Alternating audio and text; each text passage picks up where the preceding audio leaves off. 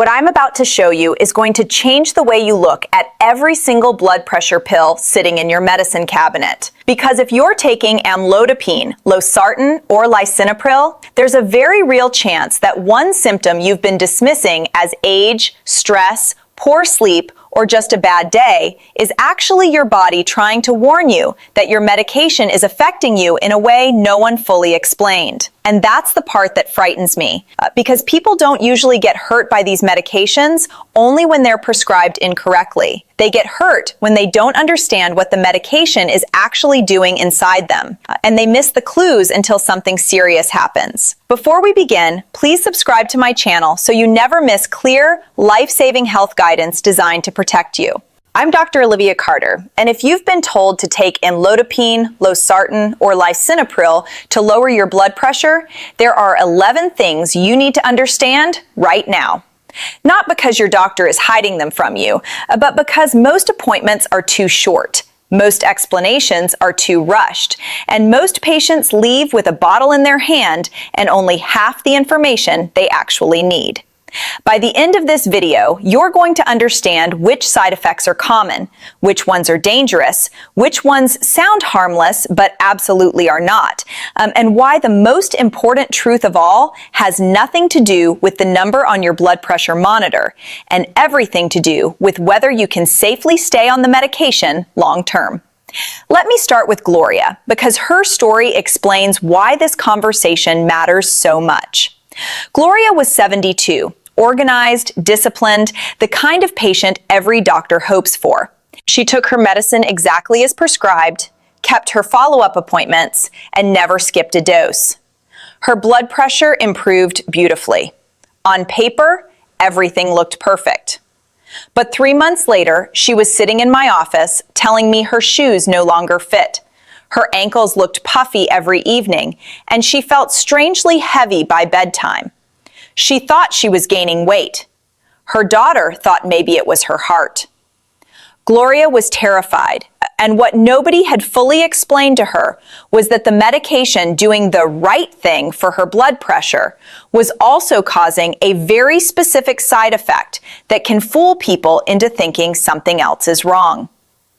And that brings us to number 11, the first thing doctors often don't have time to spell out clearly. These 3 medications are not interchangeable pills wearing different labels. Amlodipine is a calcium channel blocker. Losartan is an ARB.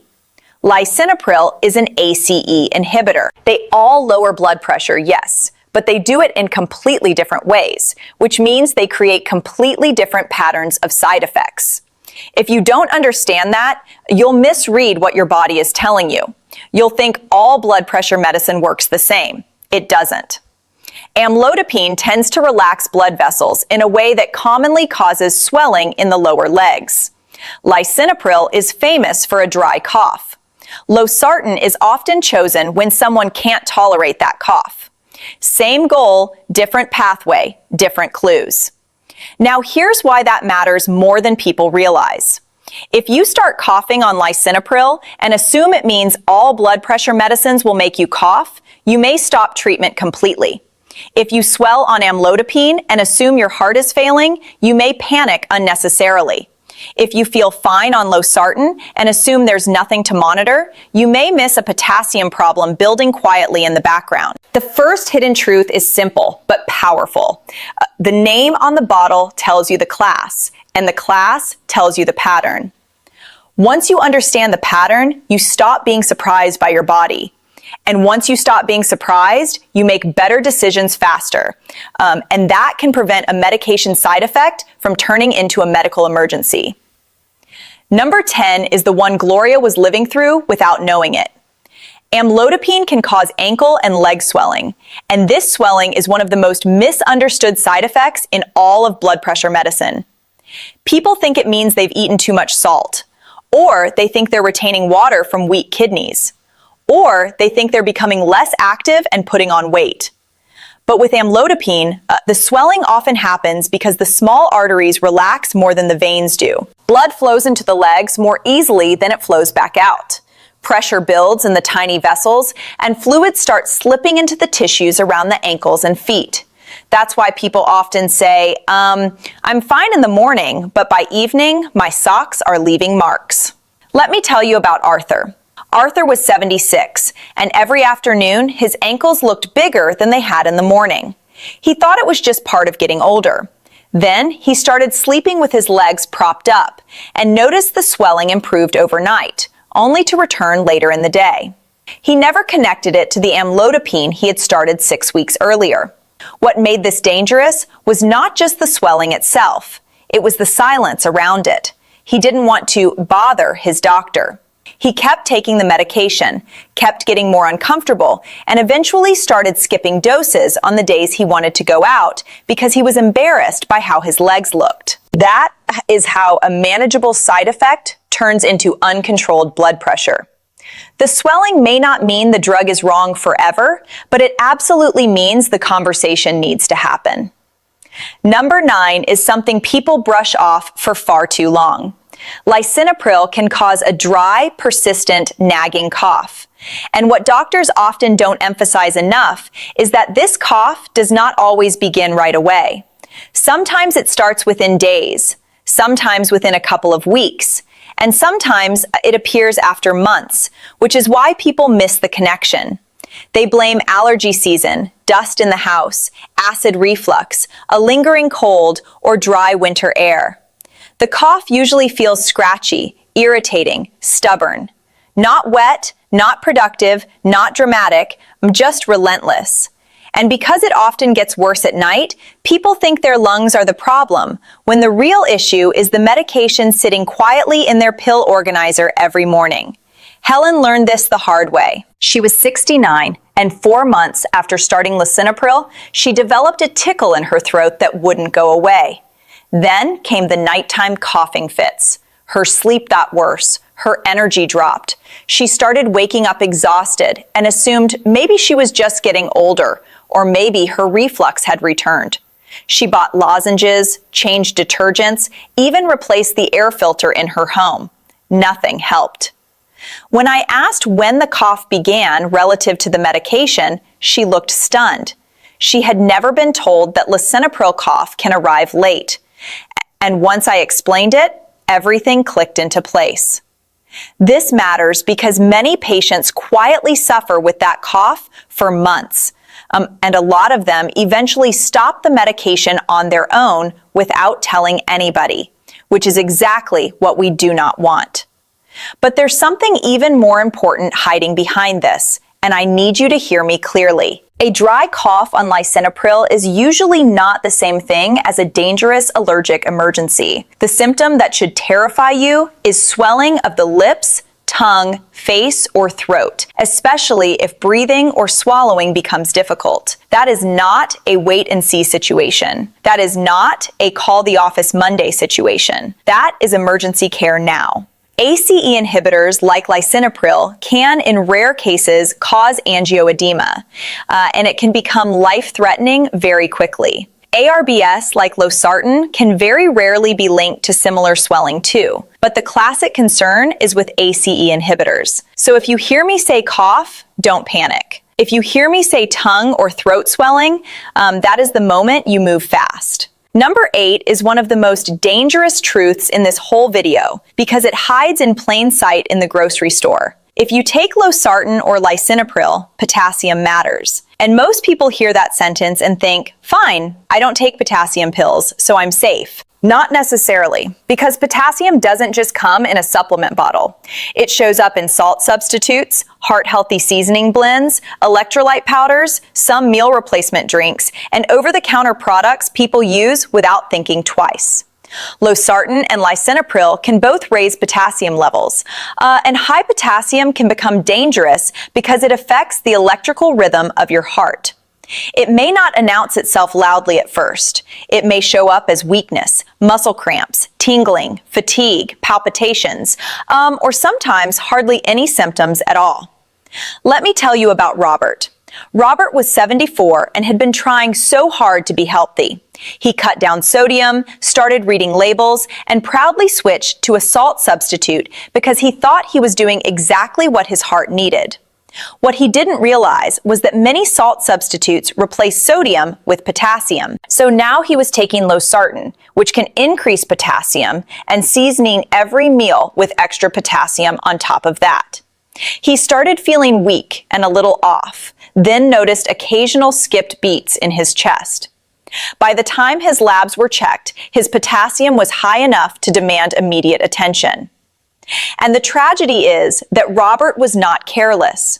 He was trying to be compliant, trying to be good, trying to follow the rules. Nobody had simply connected the dots for him. And that gap in education is where patients get hurt. Number 7 is the truth about kidney numbers. And this one confuses people so badly that they sometimes stop their medication just when it may be doing something protective. Losartan and lisinopril are not just blood pressure drugs. In the right person, they can also protect the kidneys and the heart over time. But when you first start them, or when the dose is increased, your doctor may check blood work and see a small change in kidney function, such as a rise in creatinine or a dip in eGFR. To many patients, that sounds like proof the medicine is damaging the kidneys.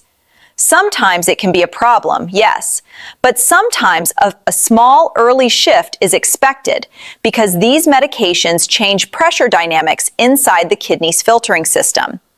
That's why the blood test matters and why guessing is so dangerous. Sharon nearly made that mistake. She was 71 and had both high blood pressure and early kidney disease. Her doctor started lisinopril specifically because it could help protect her kidneys long term. A couple weeks later, her labs changed slightly.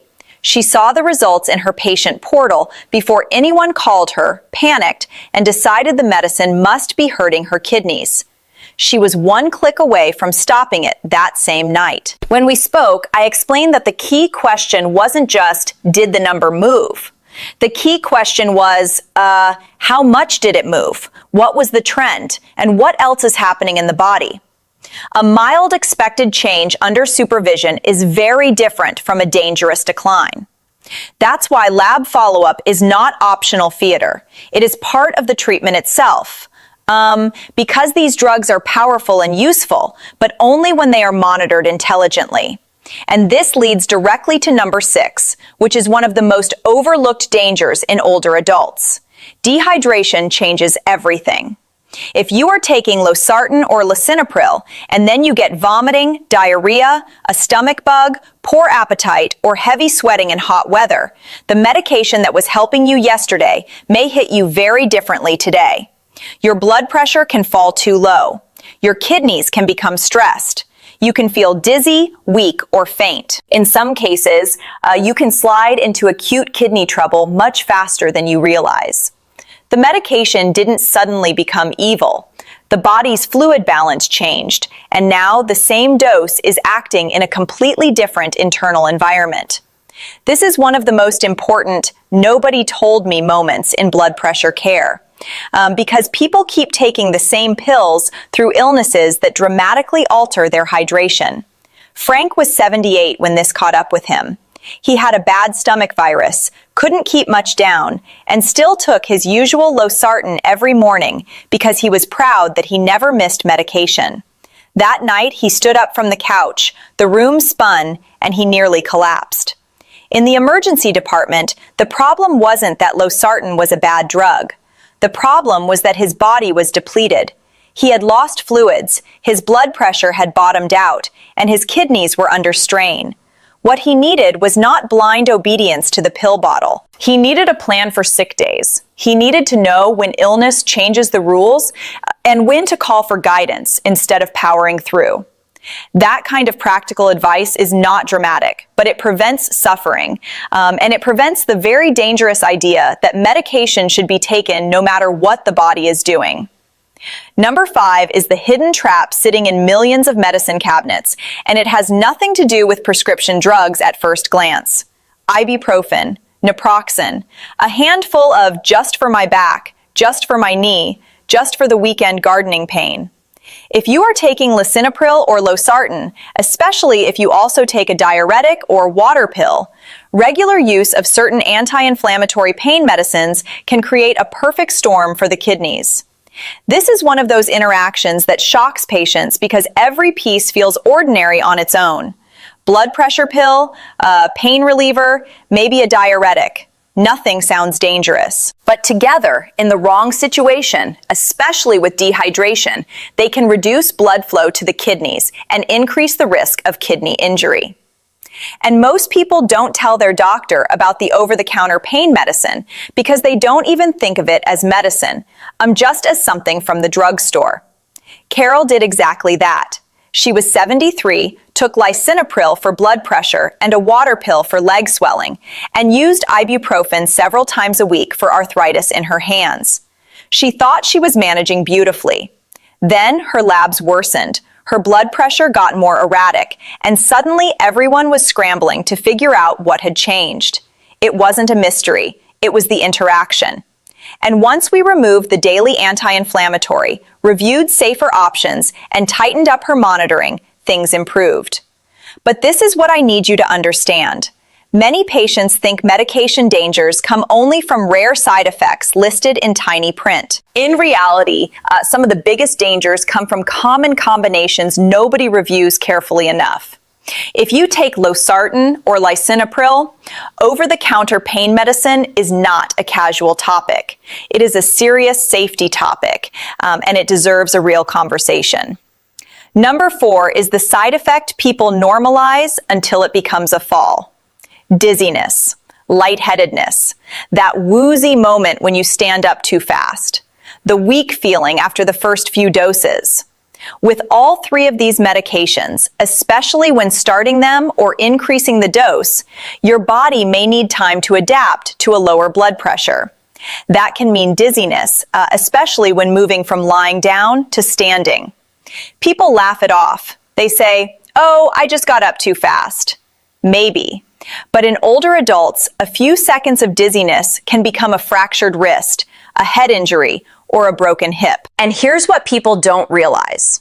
Sometimes dizziness means the medication is doing its job a little too aggressively for your current body, your current hydration, or your current combination of medications.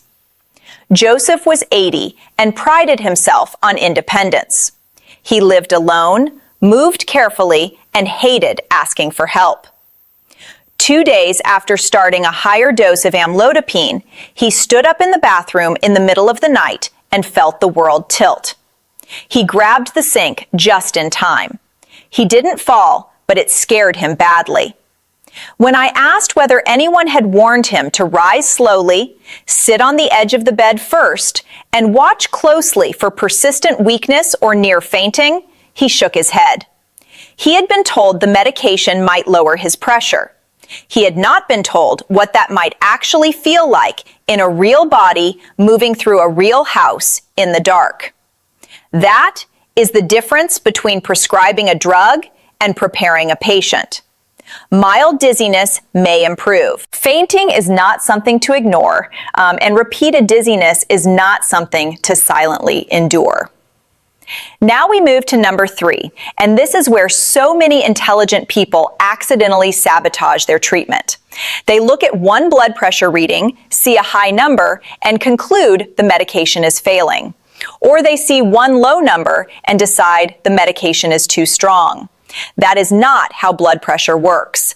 Blood pressure moves. It changes with sleep, pain, stress, talking, posture, meals, caffeine, and anxiety about the reading itself. A single number is not a verdict. It is a snapshot. What matters is pattern. What matters is consistency. What matters is what your body is telling you over time, not what one startled glance at the monitor told you on a Tuesday morning after bad sleep and a rushed trip to the bathroom. Medications like amlodipine, losartan, and lisinopril should be judged by trends, not panic. Diane was 67 and checked her blood pressure whenever she felt worried. If she had a headache, she checked it. If she read a stressful headline, she checked it. If she got a high reading, she checked it again 2 minutes later, then again, until she had a page full of numbers and a heart full of fear. She was certain her lisinopril wasn't working. But when we slowed everything down, used the same times each day, and had her rest quietly before measuring, a very different picture emerged. Her medication was working reasonably well. The chaos was in the method, not the medicine. And this matters because once people believe their medication has failed, they start making impulsive decisions. They take extra doses. They skip doses. They demand a change based on noise. Good medicine plus bad interpretation creates bad outcomes every single time. Number 2 is about timing, and I cannot overstate how often this creates unnecessary danger. These medications work best when taken consistently. Same general time, same routine, same system. If you miss a dose, the answer is not usually to double up later, unless a clinician has given you very specific instructions. Many patient instructions for these drugs say to take the missed dose when you remember, unless it is close to the next dose. And if it is close, skip it and resume the normal schedule. Do not take 2 at once. Yet people do it all the time because they're afraid of their pressure climbing. Then they get dizzy, weak, or frightened by a drop they caused themselves. Consistency is not boring. Consistency is what turns a prescription into a stable treatment plan, rather than a daily gamble. Martin was 75 and took his medication faithfully, except when he didn't. If he forgot his lisinopril in the morning, he'd take it at lunch. If he remembered again before dinner, he'd convince himself it was safer to take another just in case. Once, after a high home reading, he took an extra tablet because he didn't want to risk a stroke overnight. That decision landed him in bed the next day, feeling washed out and unsteady. He hadn't failed because he was reckless. He failed because nobody had drilled into him that blood pressure medicines are not rescue pills for random spikes. They are long-game medications. They work through steady use, not emotional reactions. If you don't know what to do when you miss a dose, ask. If you're not sure whether you can split timing or combine pills, ask. Guessing with these medicines feels small in the moment, but it can create very big problems. And now we arrive at number 1, the most important thing doctors often do not fully say out loud. The best blood pressure medication is not the one that gives you the prettiest number for 3 weeks. It is the one you can stay on safely, consistently, and intelligently because it fits your body, your symptoms, your other illnesses, your lab results, and your life. That is the truth people miss. A blood pressure medication can look successful on paper while failing in the real world because you hate how it makes you feel, you don't understand its warning signs, or you've quietly started avoiding it.